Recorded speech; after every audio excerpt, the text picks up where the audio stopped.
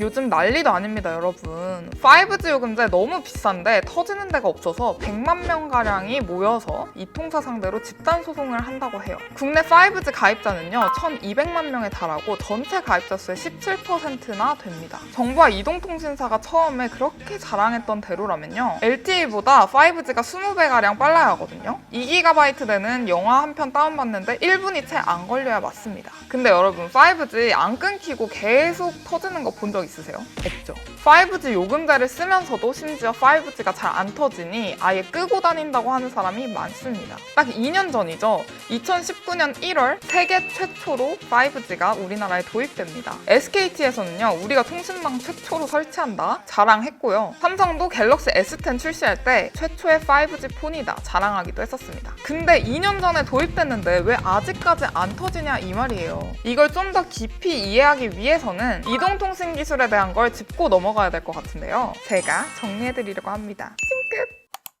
통신이란 건 송신자와 수신자 간의 데이터를 주고받는 걸 말하죠. 3G, 4G, 5G 이렇게 뒤에 붙는 G는 제너레이션을 뜻합니다. 이동통신 기술이 발전함에 따라 기준을 두고 세대를 나눈 거예요. 우리나라에서 1세대는요, 88 올림픽 때 시작됐습니다. 이런 벽돌폰 본 적 있으시죠? 물론 전화만 가능했고요. 사람의 목소리를 마이크에 전달하고 연속적인 소리를 전기 신호로 바꿔서 직접 전달하는 아날로그 통신 방식이었습니다.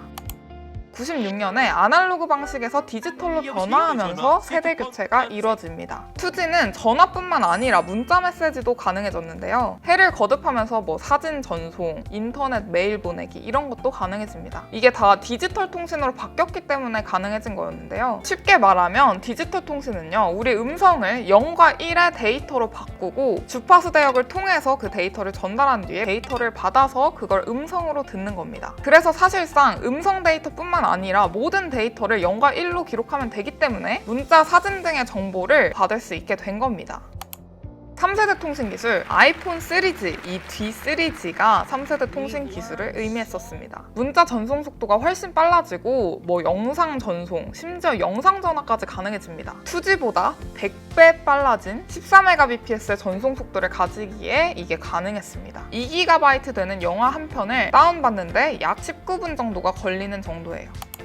여러분, 다음은 4G입니다. 4G부터 주목해야 하는 이유가요, 5G가 아직까지도 안 터지는 근본적인 이유가 여기에서부터 드러나게 되기 때문이에요. 2011년에 도입된 4G는요, 몇 세대 4G 이렇게 불리지 않고 기술 표준 이름으로 더 많이 불렸는데요, 여러분들이 잘 아시는 LTE가 그 이름입니다. 이 몇 세대라고 불리는 건 국제전기통신연합에서 정해준 이 규격에 따라 결정되는데요, 4G는 최소 150bps가 기준이었고 목표치는 1GBps였습니다. 좀 높았죠. LTE는요, 데이터 전송 속도가 3G보다 10배 빠르다고 했는데요, 10배 빠르려면 3G가 14Mbps였으니까 한 150bps 정도는 돼야 되잖아요. 하지만 실제 당시에 LTE의 전송 속도는 75Mbps였습니다. 구현된 건 절반에 그친 거죠. 근데도 크게 논란이 일지 않고 4G라고 불린 이유는 기준치에는 미달됐지만 어쨌든 전 세대인 3G보다 5배가 빨랐기 때문에 다음 세대라고 불릴만 했고, 아니라고 번복하면 소비자들의 혼란을 야기할 수 있었기 때문입니다. 2013년 기준치에 충족한 진정한 4G가 등장하는데요, 바로 SKT에서 세계 최초로 상용화한 LTE입니다. 주파수를 묶어서 더 넓은 대역폭을 만들고 전송 속도를 높인 거죠. 그리고 이게 해를 거듭하면서 2개 묶던 거를 3개 묶고 또 묶고 4G의 최대 기준치 목표였던 1GBps까지 가능해졌어요. LTE보다 빠른 LTE, 오직 SKT에서만. 이러한 문구를 통해 빠르다는 이미지를 굳힐 수 있었어요. 우리나라 통신사들이 세계 최초 타이틀에 목매달고 사활을 걸기 시작한 이유도 바로 여기에 있을 겁니다.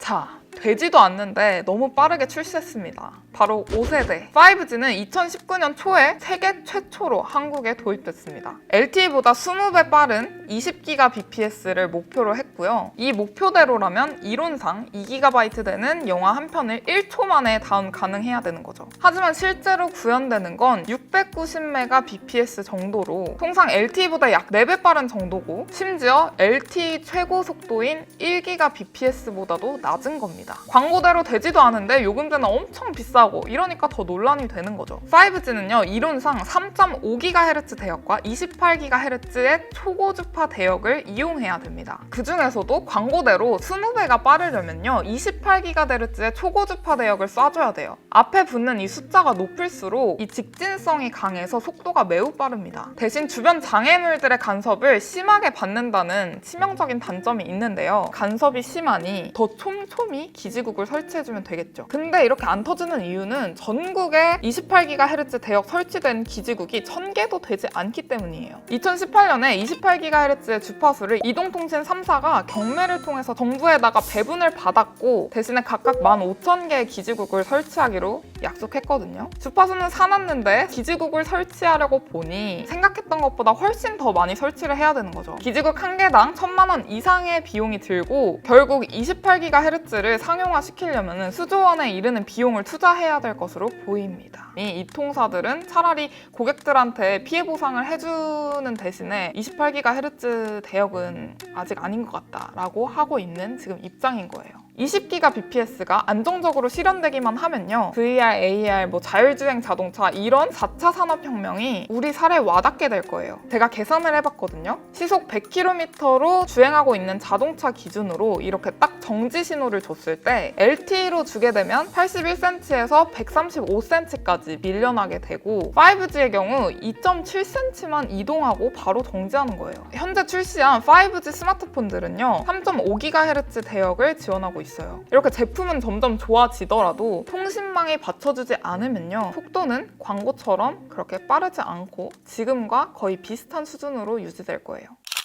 네, 여러분, 이렇게 해서 오늘 5G가 왜 이렇게 안 터지느냐, 이동통신 기술의 역사를 짚어보면서 알아봤는데요. 당장 5G를 상용화하는 게 어렵다면 과장 광고를 당장 멈추고 4.5G로 이름을 바꾼 뒤에 요금을 대폭 인하해야 될 것으로 보입니다. 최신 테크 소식과 유용한 리뷰 통으로 전해드리는 통통테크, 오늘도 구독과 좋아요, 알림 설정까지 부탁드리고요. 여러분들의 의견을 댓글로 남겨주시면 감사하겠습니다. 그럼 다음 시간에 만나요. 통빠!